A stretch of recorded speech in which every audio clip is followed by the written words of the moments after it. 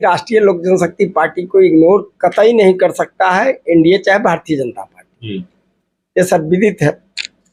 और भारतीय जनता पार्टी का इतिहास के देख लीजिए, अपने पुराने पार्टनर को आप ये कह रहे हैं कि बिना राष्ट्रीय लोक जनशक्ति पार्टी की इजाजत के चिराग पासवान की एंट्री एनडीए में नहीं हो सकती और बैठक होनी है रालोसपा की। आप लोग निर्णय लेंगे, भारतीय जनता पार्टी को अपने निर्णय से अवगत कराएंगे, तब भारतीय जनता पार्टी आधिकारिक तौर पर इसका ऐलान कर सकती है कि चिराग पासवान एनडीए का हिस्सा होंगे या नहीं होंगे।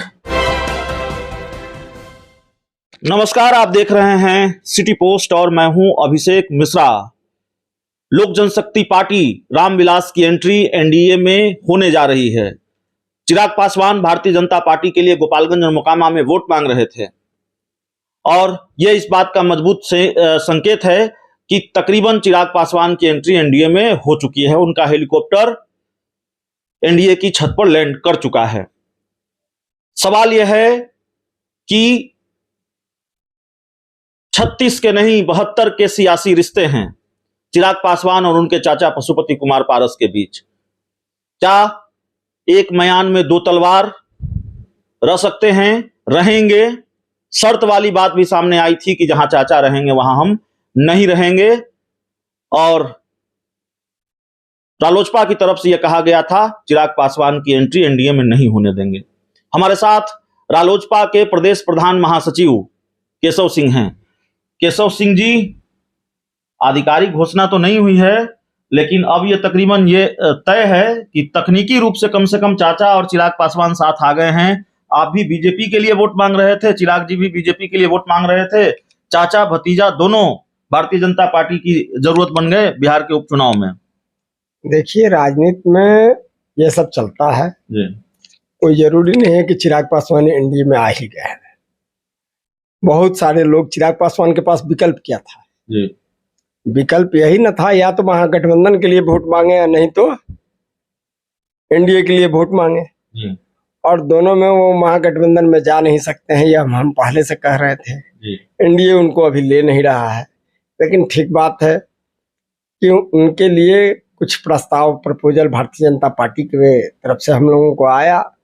हम लोग सकारात्मक पहल किए और सकारात्मक जवाब दिए, जिसके तहत भारतीय जनता पार्टी उनको प्रचार के लिए अनुमति दी।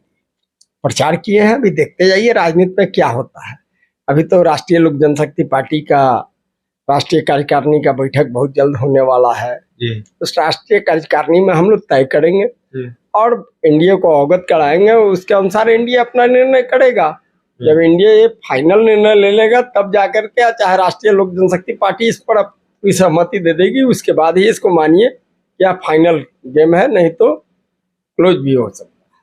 तो आप ये कह रहे हैं कि बिना राष्ट्रीय लोक जनशक्ति पार्टी की इजाजत के चिराग पासवान की एंट्री एनडीए में नहीं हो सकती और बैठक होनी है रालोसपा की। आप लोग निर्णय लेंगे, भारतीय जनता पार्टी को अपने निर्णय से अवगत कराएंगे, तब भारतीय जनता पार्टी आधिकारिक तौर पर इसका ऐलान कर सकती है कि चिराग पासवान एनडीए का हिस्सा होंगे या नहीं होंगे।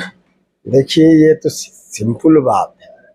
सिंपल बात ये है कि आपको एनडीए का घटक दल आज से नहीं, 2014 के लोकसभा चुनाव के समय से राष्ट्रीय लोक जनशक्ति पार्टी है। लोक जनशक्ति पार्टी यानी रामविलास पासवान की पार्टी। रामविलास पासवान जी के स्वर्गवास होने के बाद में हमारे पूज्य नेता का उत्तराधिकारी के रूप में पारस बाबू को नरेंद्र मोदी जी ने माना। 5 के 5 सांसद उनके नेतृत्व में आए और एनडीए में आज राष्ट्रीय लोक जनशक्ति पार्टी है। उनके नेतृत्व में सारा काम भारतीय जनता पार्टी के साथ गठबंधन मिलाकर के चल रहा है। अब रहा बात कि राष्ट्रीय लोक जनशक्ति पार्टी को इग्नोर कतई नहीं कर सकता है एनडीए चाहे भारतीय जनता पार्टी। ये सब विदित है। और भारतीय जनता पार्टी का इतिहास के देख लीजिए, अपने पुराने पार्टनर को से अलग हट करके नीतीश कुमार जी ऐसा नहीं है भारतीय जनता पार्टी के अलग हटा करके उसके निर्णय के, उसके राय के विपरीत कोई निर्णय ले ले, तो निश्चित रूप से भारतीय जनता पार्टी राष्ट्रीय लोक जनशक्ति पार्टी के विश्वास में ही लेकर के कोई अगला निर्णय लेगा और उसको इम्प्लीमेंट करने का काम। चिराग पासवान और गृह मंत्री अमित शाह की एक मीटिंग होती है। इस मीटिंग के बारे में चिराग पासवान मीडिया को बता भी देते हैं जब पटना आते हैं। चर्चा यह भी है कि चिराग पासवान की मीटिंग से पहले केंद्रीय मंत्री पशुपति कुमार पारस और गृह मंत्री अमित शाह के बीच कोई मीटिंग होती है। सही जानकारी है?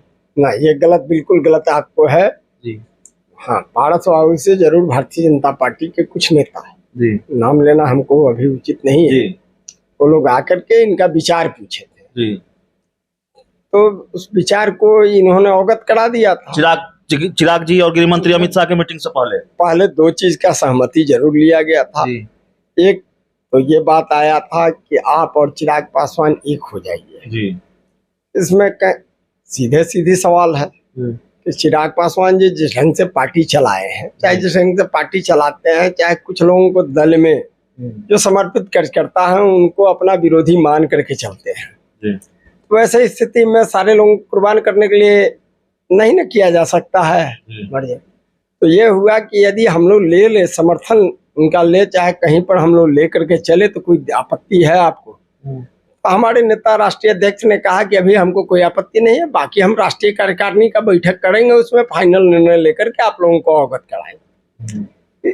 यही मात्र दो बात हुआ है, बाकी कोई बात नहीं है। तो चलिए, बड़ी जानकारी राष्ट्रीय लोक जनशक्ति पार्टी के प्रदेश प्रधान महासचिव केशव सिंह जी दे रहे थे कि गृह मंत्री अमित शाह ने चिराग पासवान के साथ मीटिंग की, चिराग पासवान को मोकामा और गोपालगंज के मैदान में उतारा, लेकिन उससे पहले केंद्रीय मंत्री पशुपति कुमार पारस से सहमति ली गई। भारतीय जनता पार्टी के नेता जाकर उनसे मिले, उनसे ये इजाजत ली कि क्या चिराग पासवान को चुनाव प्रचार के मैदान में उतारा जा सकता है, उनकी मदद ली जा सकती है, इससे क्या रालोसपा को दिक्कत तो नहीं है, पशुपति कुमार पारस को दिक्कत तो नहीं है। तात्कालिक तौर पर पशुपति कुमार पारस ने इजाजत दी, यह कहा कि अभी दिक्कत नहीं है, बाकी फैसला राष्ट्रीय कार्यकारिणी की बैठक में करेंगे। तो इस पूरी बातचीत में, इस पूरे इंटरव्यू में इतना ही। बहुत बहुत धन्यवाद।